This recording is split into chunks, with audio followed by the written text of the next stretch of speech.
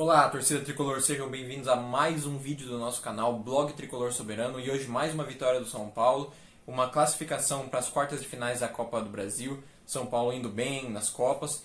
Hoje era um jogo que poderia ter sido um placar um pouquinho mais largo para o São Paulo, mas acabaram controlando o jogo, substituíram os jogadores que necessitavam de substituição, jogadores como o Miranda, que acabou saindo do jogo, e por São Paulo também não ter o Arboleda e ter ficando na zaga que ficou só o Léo de titular, que é o coadjuvante entre Arboleda e Miranda nesse trio de defesa do São Paulo. São Paulo acabou tomando um gol contra do Lisieiro, estava mal posicionado, poderia ter feito um outro tipo de jogada ali, mas porque infiltraram com essa zaga com o Rodrigo mesmo, que é um jogador que não vejo futuro. Mas o São Paulo, com o resultado feito que já estava 2-0 para o São Paulo no momento que começou a fazer todas essas substituições, tá certo do São Paulo se preocupar com o restante da temporada. O próprio Rigoni, que saiu, por mais que ele não vai jogar o fim de semana por causa da expulsão, ou quem sabe mais jogos do Brasileiro por conta de uma suspensão maior do jogador, é bom poupar ele um pouco, porque é um jogador que se machucou recentemente e ele pode acabar sentindo, como foi o caso do próprio William, que entrou no campo no segundo tempo e no mesmo segundo tempo sentiu e voltou a sair. O DM do São Paulo, que vai ser papo para outra coisa, mas o DM do São Paulo que não consegue recuperar jogadores. Jogadores tem aquele papo, o jogador ganha tanto dinheiro, tá lá parado, mesmo que machucando, não tem como ter dó do jogador, mas chega a dar dó dos jogadores. Os caras às vezes querem jogar, mas esse DM os caras não conseguem jogar. O Pablo deu pra ver que deu uma sentida, mas o Pablo também, vou te falar, o Pablo, 2 gols perdidos hoje, que botava no pé do Rigoni ver se não fazia aqueles gols. O Rigoni, o Benítez, ainda mais o Rigoni, que é muito bom finalizador com os pés, e queimou hoje a língua do narrador. Eu tava assistindo na Sport TV, queimou a língua do narrador falando que não era bom cabeceador, e foi lá e cabeceou para gol. E fez o gol de cabeça. Os dois argentinos muito importantes para o São Paulo. Hoje o Orejuela achou a bola na cabeça do Rigoni. O jogo não é um jogo excelente, é um jogo muito melhor do que o jogo que o Igor Vinícius faz. O Igor Vinícius ele acha que é mais do que ele é. Ele tenta muitas jogadas que não são para ele. Se ele fizesse o básico, arroz com feijão, ele iria bem, o Igor Vinícius. Ia conseguir ir bem, se destacar um pouco ali no time, mas não, ele quer inventar demais. E o Orejuela fazendo o simples, o básico hoje, é um jogador que, entre ele e o Igor Vinícius, ele é titular. O São Paulo tem que dar uma olhada melhor, o Crespo tem que dar uma olhada melhor para o Orejuela e manter ele como titular. E o Igor Vinícius passar a ser o reserva, pelo menos enquanto o Batuqueiro não volta. Depois que o Batuqueiro volta, a gente não pode negar que ele é o melhor jogador que os outros dois, e então, por mais das outras coisas, a gente vai precisar dele como titular. O resultado que eu nem falei, eu acabei não falando, mas vocês devem ter assistido o jogo, foi 2-1 para o São Paulo, lá em São Januário, lá na casa do Vasco. São Paulo conseguiu se classificar com 4-1 no agregado, um bom resultado. Estão se classificando só os times que eram favoritos mesmo. A próxima fase vai ser muito complicada. O próprio time que não é um time de muita expressão, que é o Fortaleza, que está entre os demais times na próxima fase, é um time que está vindo muito bem no Campeonato Brasileiro. No Campeonato Brasileiro mesmo, está melhor que o São Paulo e muitos outros que estão ali na briga da Copa do Brasil. Vai ser uma fase muito difícil, não dá para escolher adversário, todos os adversários difíceis. E agora vai afunilar um pouco mais as coisas. São Paulo nas 2 Copas brigando por título, bem afunilado. Na Libertadores tem uma chave muito difícil, se passar pelo Palmeiras, pega ou o Atlético Mineiro ou o River. E a mesma coisa na Copa do Brasil, que só tem times muito fortes. Inclusive, sexta-feira agora vai ter já o sorteio.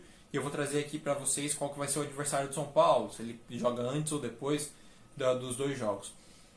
E falando um pouco mais sobre o jogo de hoje, os 2 argentinos, Benítez e Rigoni, incríveis. Jogadores que, o Rigoni mesmo, o Benítez no começo do ano a gente vinha falando que ele era a principal contratação do São Paulo, jogando muito bem, ele realmente joga. Só que o Rigoni conseguiu ser melhor, se superar. O Rigoni é muito importante no São Paulo. É um jogador assim que há um tempo já que eu não tenho jogador que eu consigo acompanhar, e além da própria torcida do São Paulo, torcer pro jogador no São Paulo, torcer pro cara assim, se dá bem torcer, se for para sair um gol do São Paulo, sair para ele, porque todo o esforço que ele faz, toda a garra que ele faz, o último jogo falou a verdade na cara daquele juiz lá, acabou tomando a penalidade, mas é muito difícil controlar um cara que é um torcedor. nós somos torcedores e o cara que veste a camisa como ele está vestindo, é um jogador que dá pra gente torcer muito pra ele, a gente torce pelo bem dele, principalmente no São Paulo, ele estando no São Paulo, e a gente quer que todo esse esforço dele se volte para ele em forma de gols, em forma de passe, em forma de vitórias, inclusive para todo o São Paulo. E aí sempre São Paulo vai ser mais importante. Se um dia o Rigoni, como outros jogadores aí, fizeram coisas erradas, que são erradas mesmo, a gente vai ir contra.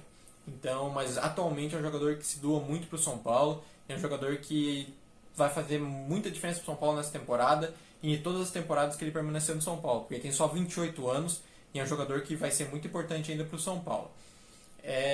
E o São Paulo precisaria desses jogadores que está tudo de olho, se contratasse um atacante argentino para fazer essa equipe com esses jogadores.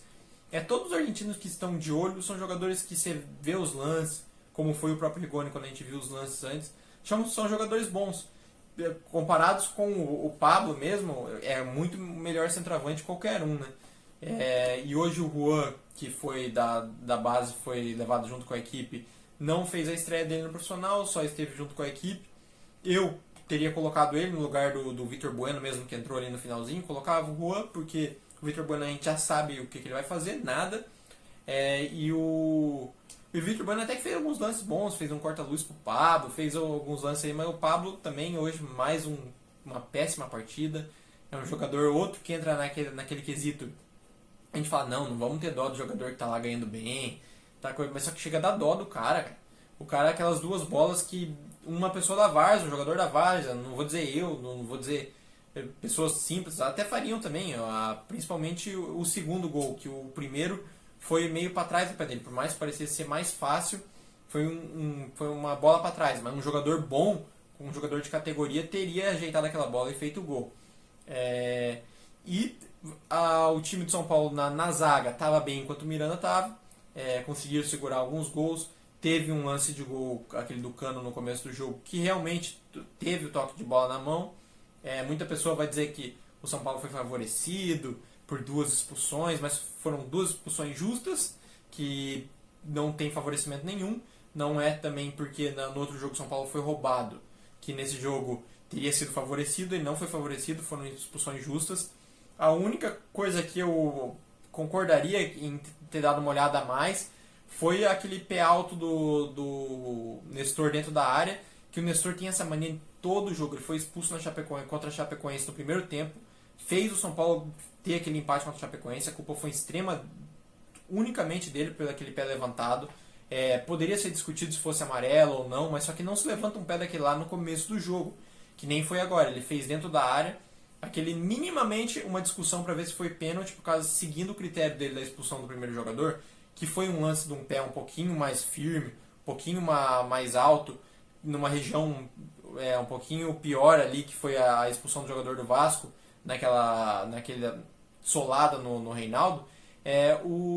Esse lance tinha um pouquinho de critério que poderia ter sido estudado pelo menos um pênalti. A gente vai ser justo e vamos falar isso. E o próprio jogador do Vasco no final do jogo, concordando ou não com ele, eu não concordo que os lances foram determinantes para o resultado do jogo. O São Paulo mereceu a vitória. O Vasco, apesar de ter começado melhor, o São Paulo mereceu a vitória. Mas o que ele falou do árbitro dar uma entrevista no final do jogo, explicar um pouquinho sobre as coisas, eu concordo mesmo. Eu queria ver a cara que o seu Luiz Flávio iria falar sobre o último jogo. O que ele iria falar? Ele não ia falar. Se fosse protocolo ele ter que falar, ele ia falar o quê? Ia inventar que mentira. Porque uma coisa é roubar, eu quero ver conseguir criar uma mentira para falar sobre aquilo lá. Então o São Paulo se classifica, vem bem. Agora sábado tem o jogo contra o Atlético Paranaense lá no Paraná. E vamos torcer para o São Paulo conseguir vencer, porque só assim vai sair um pouquinho da situação de zona de rebaixamento que ele está, e que siga bem nas Copas. Se você gostou do resultado, se você também concorda que esses argentinos estão fazendo muita diferença no São Paulo, deixa um like no vídeo, se inscreve no canal e até a próxima.